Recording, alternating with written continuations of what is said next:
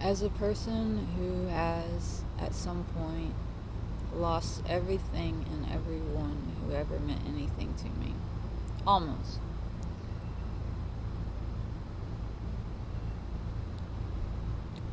which also meant losing everything that I had come to find my identity in, which meant I had the experience of death while still being in my body. Okay, my identity died.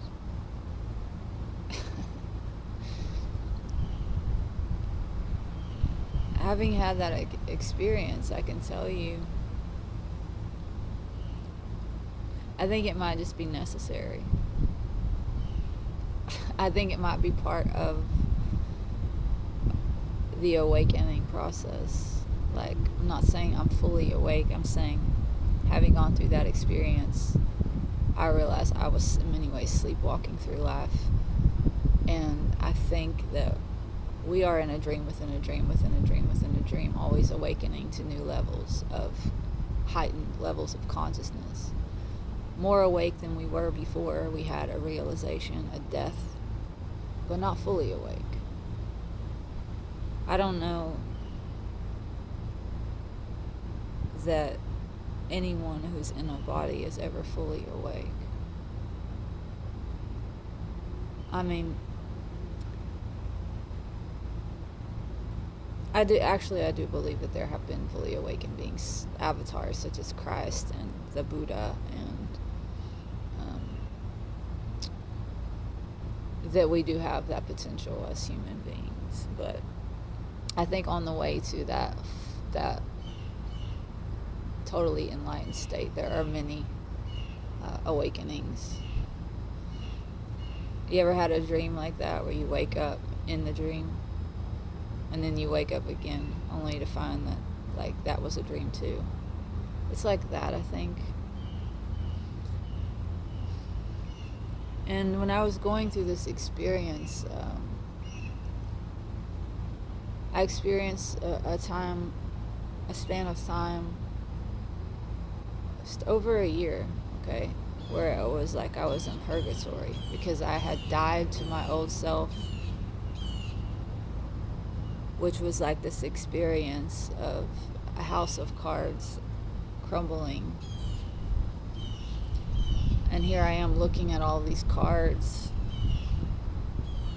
thinking, oh my God, it's all over. And thinking,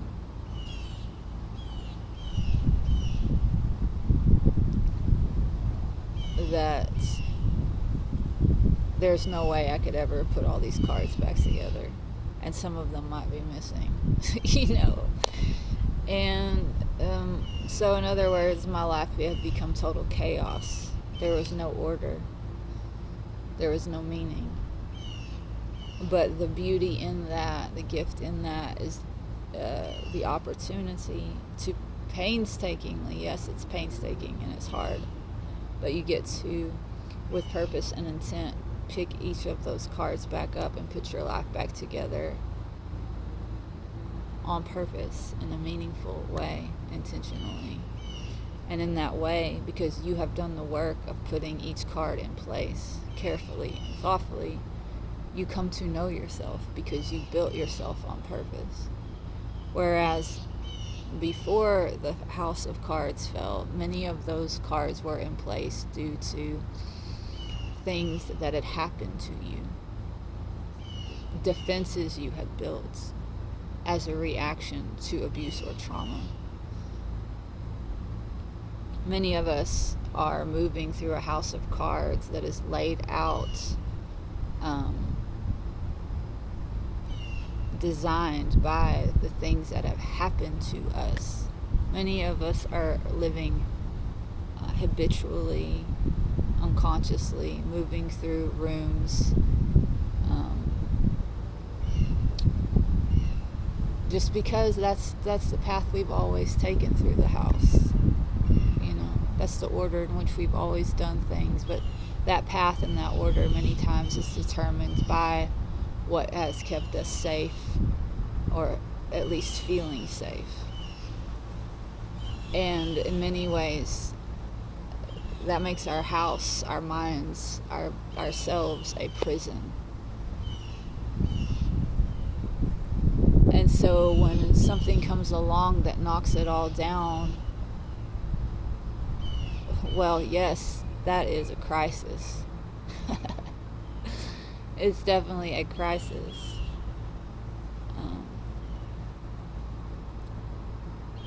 But it's an opportunity and it's a gift if you do the work.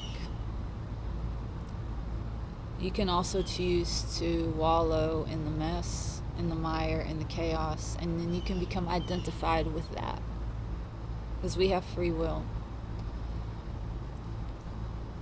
And I will also tell you that if you experience something like that, what I saw is that most of the people around me, they didn't have the capacity to hold space for a crisis on that level, because I believe it triggered their own traumas that they had not yet been willing to sit with and hold space for and deal with. And so if a person hasn't even done that for themselves, well, they're certainly not going to be able to do that for you. We all have varying degrees and capacities for which we can hold space for another, but that capacity is based on how much of our own work we've done, our own self-reflection and ability to engage with reality, and our ability to respond to situations rather than react. And I felt betrayed by many people. I was betrayed. And that's not me saying, oh, they're horrible people. You know, you can betray someone out of reactivity, and that's, I don't think any of the people that betrayed me, and when I say betrayed me, I mean turned their backs on me, handed me over to a system, an institution, and walked away and turned their backs and have never spoken to me again. That's a betrayal.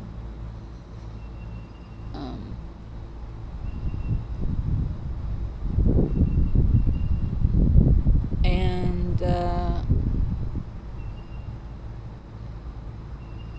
that doesn't say anything about me. Okay, I could say, well, there's something wrong with me. What's wrong with me? What was wrong with me that they did that? I'm not worthy of love. No, it's because they didn't have the capacity to love me the way I needed to be loved and held the way I needed to be held, because they were busy distracting themselves from some part of themselves which I brought up in them when they saw me in the situation that I was in. I know that. I recognize that. And I don't own anybody else's deficit. Okay? We all have deficits.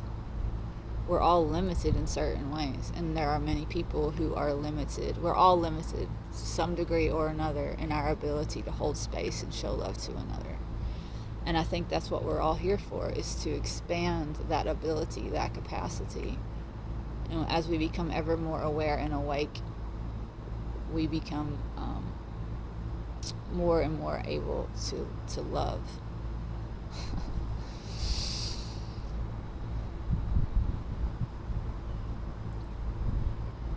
So it's so important. This is why it's so important to really do the work of knowing ourselves. Because the more you know yourself, the less identified you are, or the less you find your identity in something outside of yourself. The less you will set yourself up for crises when that thing dissolves and goes away, as it all will. And the more you will be able to hold space for yourself and others.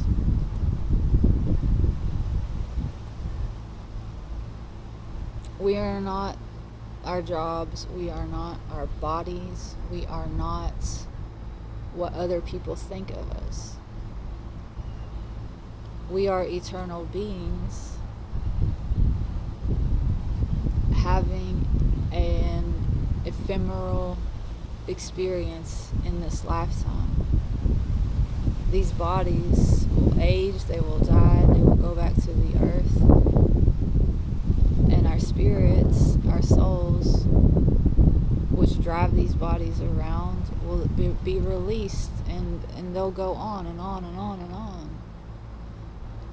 You know, I had people when I was going through my hard time, I had brain damage, okay? That's what I mean by cognitive, losing my cognitive abilities and my intelligence. I had brain damage. I couldn't read, I couldn't drive, I couldn't focus, I couldn't carry a conversation normally. Like, everything was so overstimulating to me. When I would tell this to people who had always known me, they would, many people would say to me, well, you're not your body, you're not your body, like, it's all spiritual. That's like, you know, a form of spiritual bypassing.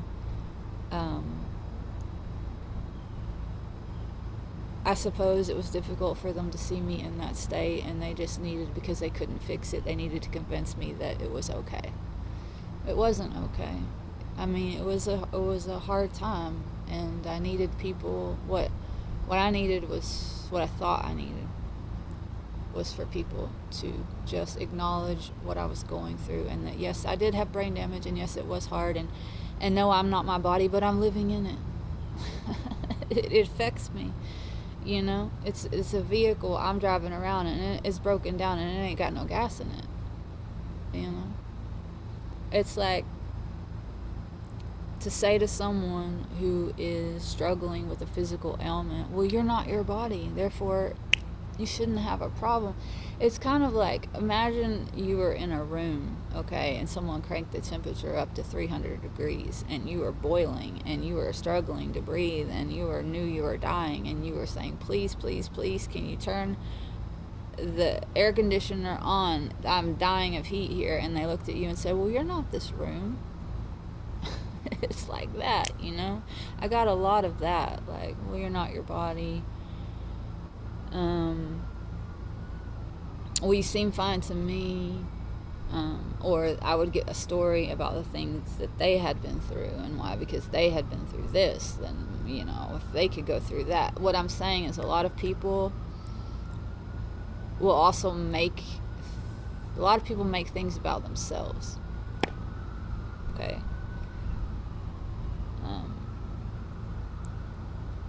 Human beings have a tendency to do that. Like, we want to fix things, and if we can't fix it, we'll push it away, or we'll invalidate it, or we'll make it all about us, you know. And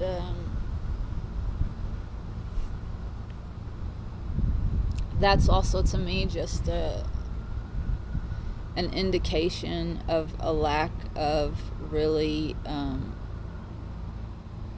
a lack of awareness. Like, I feel like the more expanded your awareness becomes, the less you have a tendency to do that, to make everything about yourself, to invalidate others. The more you're just able to hold a space, observe, and witness. I feel that as we become more awake, we're able just to observe and be and take in, and yes, act, but act from a place of responding, because we've been fully present and not mistaking the situation for just some extension of us, right? A lot of people get caught up in this, like, oh, we're all one, and therefore somehow they make that into everything is an extension of me. It's very solipsistic. So this is a relative plane. There are different things, there are different beings. I'm not you and you're not me. We're different facets, yes, of one whole thing, but I'm not literally you and you're not literally me. So there's a lot of that goes on in the spiritual community.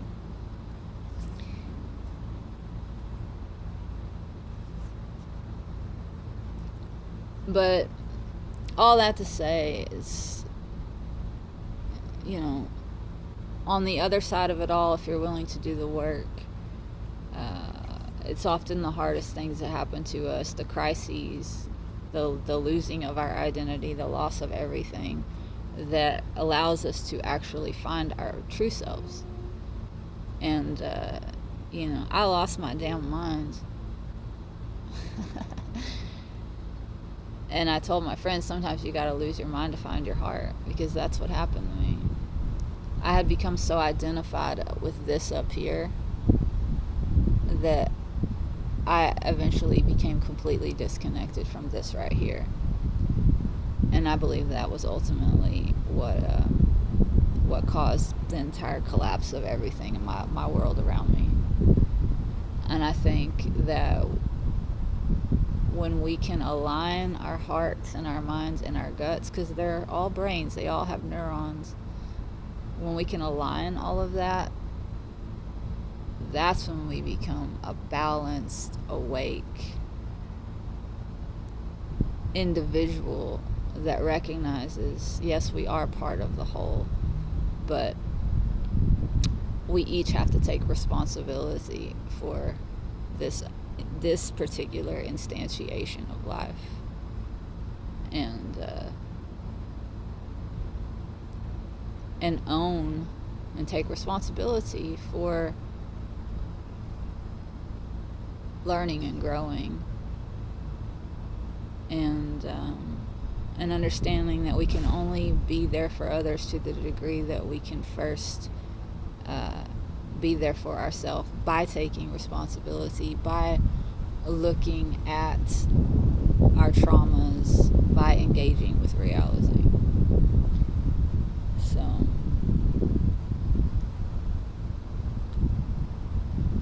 may you lose it all and find yourself in doing so.